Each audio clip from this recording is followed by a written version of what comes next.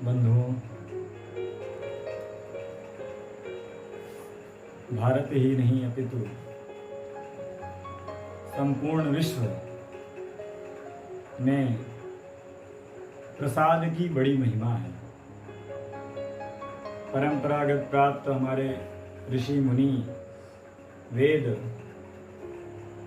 और पुराणों में वर्णित हमारे आद्य शंकराचार्य भगवान द्वारा और गुरुओं से परंपरा प्राप्त जो यह कहा जाता है कि हम प्रसाद अवश्य ग्रहण करें, चाहे हमें गुरु से मिले, चाहे भगवान के मंदिर से मिले, या चाहे वेद भगवान की आरती या भागवत महापुराण की आरती का प्रसाद मिले।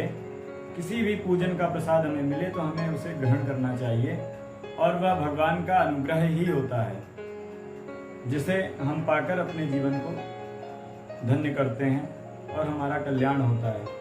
तो वस्तुतः प्रसाद कैसा होना चाहिए, इस पर हम सभी को विचार करना चाहिए कि जो प्रसाद है वो शुद्ध परिष्कृत है कि नहीं, वह किस वस्तु से बना है, उसको किसने बनाया है, इस बातों पर हम विचार नहीं करते।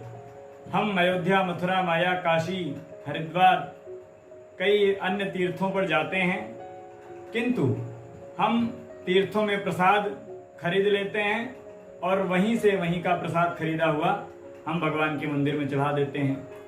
तो क्या आप कभी इस पर विचार किया आप सभी लोगों ने कि यह प्रसाद शुद्ध परिष्कृत है? आप जब ब्राह्मण को भोजन कराते हैं तो आप होटल से भोजन खरीद कर नहीं कराते। आप में से 80% लोग होंगे जो सनातनी होंगे, सनातनी विचारधारा के होंगे, अपने धर्म ग्रंथों को मानने वाले होंगे, वो भोजन अपने गृह में बनाकर खिलाते हैं, शुद्ध परिष्कृत खिलाते हैं। तो आप तीर्थों में जाकर भगवान को भोग खरीद कर क्यों चढ़ाते हैं? क्या वो भोग कैसा व्यक्ति बनाया है, स्नान करके बनाया है, एक शुद्ध वस्त्र में बनाया है कि नहीं, कैसी वस्तु से बना रहा है, किस स्थिति में बना रहा है, यहाँ तक कि कौन से जाति का बना रहा है, आप यह सब नहीं देखे। बस बना रहा है, आप ले लिए प्रसाद और चढ़ा दिए। तो इस बात पर जरूर ध्यान दीजिए, क्योंकि जो प्रसाद आप चढ़ा रहे हैं वही आपके सभी कार्यों का मूल है। जब आप भगवान को शुद्ध परिष्कृत प्रसाद ही नहीं चढ़ा सकते तो आप पर भगवान की क्या अनुग्रह करुणा होगी, आप समझ सकते हैं। तो इसलिए जैसे ही आप ब्राह्मण को भोजन कराते हैं, स्वयं के गृह में बुलाकर, बिठाकर, बनाकर स्वयं के हाथ से पवाते हैं, इसी तरह जब भी आप पूरे संपूर्ण विश्व में कहीं भी यात्रा पर जाइए तो अपने गृह में जो यथाशक्ति आप हो सके उसका लड्डू, चूर्ण, पेड़ा इत्यादि जो भी बन सके भगवान के लिए बनाकर लेकर चलिए, और वही तीर्थ में आकर के भोग लगाइए और उसी को आप खुद भी पाइए और पूरे अपने ग्रामवासी या जितने भी आपके सगे संबंधी सपरिवार लोग हैं उनको भी पवाइए।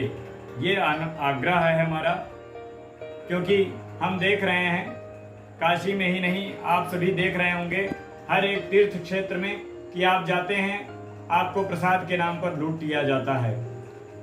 और वह प्रसाद कैसा होता है? बिल्कुल छूने जैसा भी नहीं। जिसे आप भगवान को चढ़ाते हैं वह प्रसाद आपका शुद्ध परिष्कृत नहीं होता है।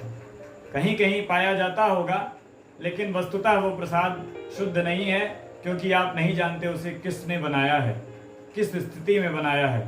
तो इस बात पर अवश्य विचार करें और अपने स्वतः हाथों से निर्मित ही अपने गृह से प्रसाद लेकर आएं और भगवान को चढ़ाएं, उसका पुण्य लाभ प्राप्त